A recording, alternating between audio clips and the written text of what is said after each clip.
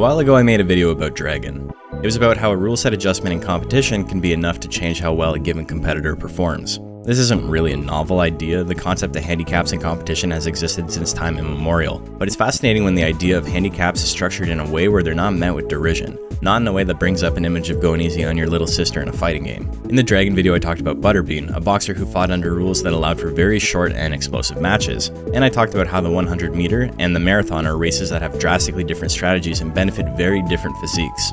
In competitive video games, a game's inherent systems dictate which characters are good and which are bad. From version to version and patch to patch, we see what is considered good and what is covered in a character change dramatically. This was Dragon's fate going from Monster Rancher 2 to Monster Rancher 2 DX, a bottom tier buffed dramatically by small system changes, making him a terrifying competitive threat. But what if Dragon wasn't actually the big winner in 2DX? What if I buried the lead on this whole thing? What if there was a monster that was built almost serendipitously to take advantage of the precise system changes in DX in a way no other monster was able to?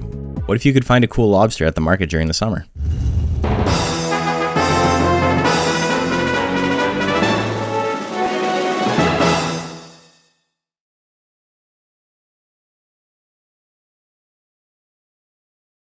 Arrowhead is a fascinating monster. He has some of the most embarrassing starting stats of any monster in the game. Like, these are really bad. He's got a really good lifespan to make up for it, but that's long-term investment. It can make him pretty hard to pick up and play as a new player. Low offenses are usually disastrous for people unfamiliar with Monster Rancher, and it can be really frustrating to watch your little buddy do no damage. He also excels at defense, which is bar none the worst stat mathematically in the game, and unfortunately, not much else. He has a bad guts regenerate and the dubious distinction of having the lowest maximum guts rate through combination at 15, which still puts him well below the main breed average at his absolute peak. Now normally this is where I go, but guess what? He's got a lot of good techs and that's the only thing that matters. But it's not quite like that. Arrowhead does have some good techs and we're going to get into that later, but in the PS1 version of Monster Rancher 2, Arrowhead was in a state of constant struggle competitively. Completely unviable as a tank despite its aptitude for defense and not enough of a powerhouse to consistently score KOs as a speedster. Just like for Dragon, the removal of the 45 guts limit for attacking in DX did wonders for Arrowhead, but just how much he improved is a thing low tiers in other games can only ever dream of. Arrowhead was poised through its tech loadout to take advantage of the single change in a way no other monster could. But that story's a bit complicated, so let's start at the beginning. Arrowhead's basic techs are kinda nuts. There's a cliff-like drop-off in the strength of basic techs after the top echelon, and Arrowheads are strong even among this high-test company. Punch is his workhorse option. Very accurate and damaging for the cost, it's also really quick on both hit and miss, meaning it can both be rolled down with a gut surplus and as a desperation move to finish off a low-life opponent. These weren't really options in the original PS1 game, so we're only one tech in and we're already seeing the heavy benefit from the ability to attack with less than 45 guts. But it gets better. Claw Assault is a very fast tech with an absurd 17 force for only 12 guts. Less than 2 seconds on a miss for a tech of this type lets it be similar to Punch 2 slots further away, meaning he doesn't even need to get in to be a threat. Long Punch is a basic chain from Punch, and it's also maybe the best use of 19 guts in the game. 1% less accurate than the regular Punch with substantially boosted everything else. This sees a lot of play in all formats except for the 2997 middleweight cap, which usually opts for his higher firepower options over his accurate ones. Tail Swing is a pretty weak tech. Just not nearly enough damage for how unlikely connecting is. It doesn't even really see use versus tanks. It's sort of baffling how unusable it is most of the time, and the vast majority of players avoid it, but the biggest English language Monster Rancher tournament of all time was won by an Arrowhead with Tail Swing in its loadout, so what the fuck do I know? Tail Swings is probably marginally better, all things considered. It's a bit more of an all-in option and functions better as a heavy tech than its prereq, but no one gets Tail Swing in the first place, so no one gets this one either. Usually you're using Long Punch or leaving slot 2 completely empty. Claw Pinch complements the rest of his mostly accurate techs pretty well to give him a contingency plan versus tanks. It also works as a last-second desperation nuke to win otherwise unsalvageable matchups. Pinch ends up being the cornerstone of most Arrowhead builds despite being much more expensive than 2 swings because minus hit is still kinda usable, while minus 13 is just nonsense. Roll Assault is sort of insane in all honesty. Very few moves have frame 1 game-ending potential for less than 50 guts, and at only 32 this puts this tech in the same tier as moves like Golem's Brow Smash. While it's not quite at that level of destructive power, it is significantly more accurate, meaning as long as you're fine gambling a loss of momentum for a 42% chance to instantly win, Roll Assault's going to serve you well. Along with Claw Pinch, this means that tanks have a good reason to be afraid of Arrowhead. Jumping Claw is pretty mediocre. While it's a long way from the bottom of the barrel in terms of sharp techs, it's usually just a riskier and worse Claw Assault, a mediocre tech in a slot with a grossly overtuned one. Aerial Claw is such a minor improvement over Jumping Claw that they're essentially the same tech. It's basically Jumping Claw version 1.1. Another tech that'd probably be slightly above the curve on most other monsters, but it has no hope of competing with Arrowhead's Claw Assault. Javelin is kind of like a worse version of Joker's Death Cutter. Similar but worse parameters across the board on a monster with a worse guts rate. I can't even remember if I've ever seen Javelin actually make a meaningful difference on a competitive monster, but despite its lackluster values, that's almost entirely for a completely unrelated reason that we're going to get into later. Somersault adds another great tech to slot 1 for Arrowhead to choose from. Among the best sharp techs in the game, it does everything you'd want from a tech that has the gimmick of a high crit rate. It's mostly reliable and still functions well when you roll that non-critical hit 60% of the time. Somersault tech chains into a special tech where it doubles the cost for double the damage and withering. Somersaults is a solid tech for the same reasons as its prereq, and it better be because Arrowhead often doesn't have 50 guts to spend, especially in slot 1. It's rare to see this tech in action, but good damage with nearly 50% chance to crit after the bad-natured stress bonus makes it enough to end games immediately, on odds slightly better than a coin flip. And acrobatics is a tech often used as an example of how numbers never tell the whole story on a tech.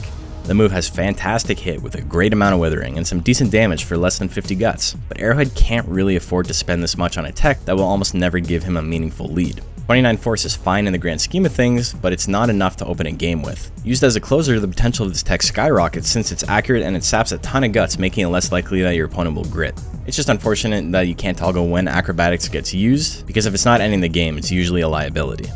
Blood Suction is honestly one of the better lifesteal techs in the game numerically, but it's affected pretty badly by the fact it's stuck on a monster with Arrowhead's guts rate. Like most other drain techs, this is a gimmick first and foremost and can't reliably win games versus any monsters with high speed. Sting is a cheap option for reliable chip damage on the intelligence side. 16 cost for these numbers is a bargain, and although you can't really rely on it to win games on its own, it's great for patching up holes in Arrowhead's offense. Triple Stings is a logical upgrade to this too. There's a whole host of techs in the game with a similar stat spread, and they're universally all pretty good. Doubling up on Sting means you'll have a good chance to nab some hits on your opponent if they wander into slot 2. Energy Shot is a withering tech. Arrowhead is a slow guts regen monster. We've seen this before. The withering on this tech is pretty overtuned given its parameters, but even with that in consideration, it still borders on useless. It's extremely hard to play a lockout game with Arrowhead, and I don't recommend it. Energy Shots is more of the same, but additionally it has the issue of taking 5 seconds to animate, which can really hurt any sort of advantage you would actually gain from 35 withering. It's a big number, and with human control you could probably use this tech strategically to stall your opponent, but even at 55% chance to hit, the risk reward on a miss is just not worth it. Meteor is Arrowhead's only special intelligence tech, and it's also the most powerful nuke he has on this side. 61 force is so high it's essentially an additional letter grade above S. The 27 withering is good for lowering the chances of grit proccing on your opponent and keeping you in the game should it hit but not outright kill. Its accuracy isn't doing Arrowhead any favors, and normally a tech like this would be avoided, but it's really the only reason you'd ever play Intelligence Arrowhead in the first place, so you know what you're getting into. And Arrowhead has 4 crossover techs depending on the specific subbreed he has. Plated Arrow gets Sting Slash. This is an obscenely overpriced tech that functions in a sort of what-if capacity for a high crit rate acrobatics. I don't really recommend it. Selketo gets Death Scythe, which is almost exactly the same move as Sting Slash. It trades in 3 hit for 3 sharpness and everything else stays the exact same, making it arguably a straight up inferior version of an already questionably bad tech.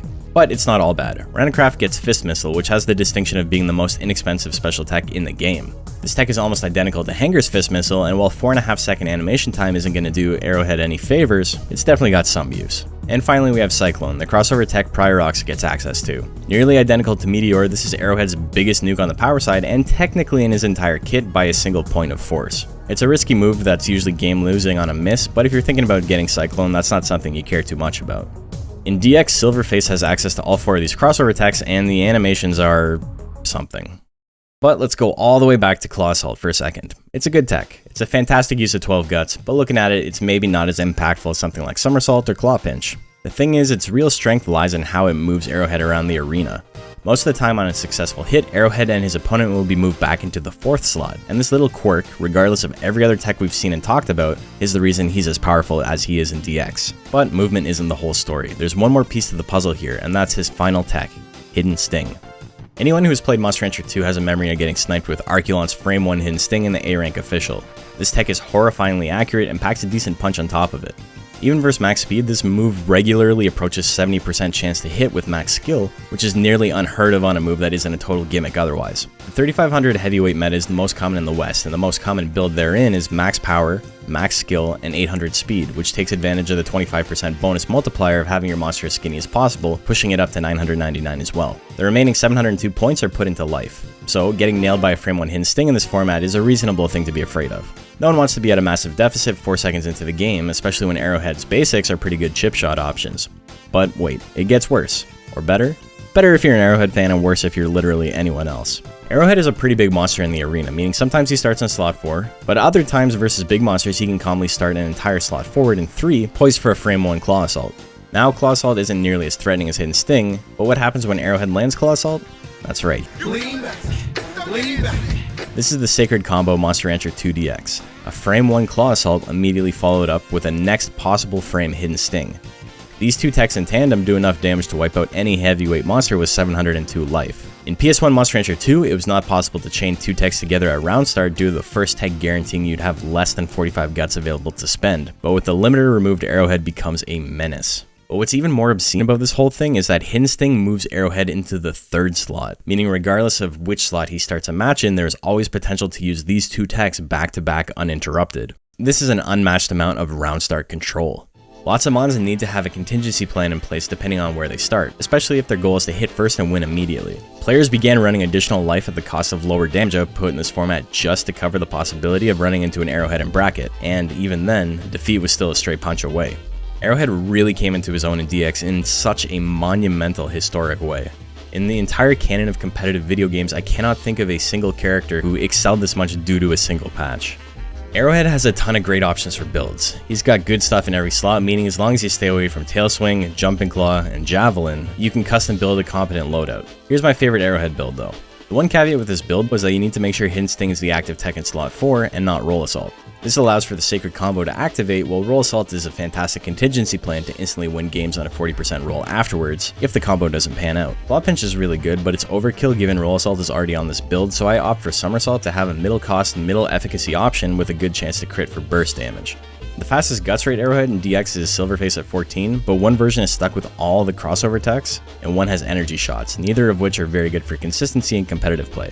He also doesn't have access to grit. There's a 14 guts rate Logsar, but it also doesn't have access to grit, so people usually don't use that one either. This means the best and most consistent competitive breed for Arrowhead is a 3-way tie between regular Logsar, Selketo, and Mustard Arrow. Despite a low maximum guts rate, Arrowhead ends up being a monster with much more competitive variety than others. You just pick your favorite and you start stinging. Arrowhead is a perfect example of how fragile game balance is. A single small system change was enough to rocket him into top 5 contention where before he struggled to do much of anything. A single monster reminding us of how complicated of a job it is to make a fun game while keeping the mechanics interesting and deep. If anyone was going to be the big winner to help facilitate this ideal, I'm happy it happened to be the Cool Lobster.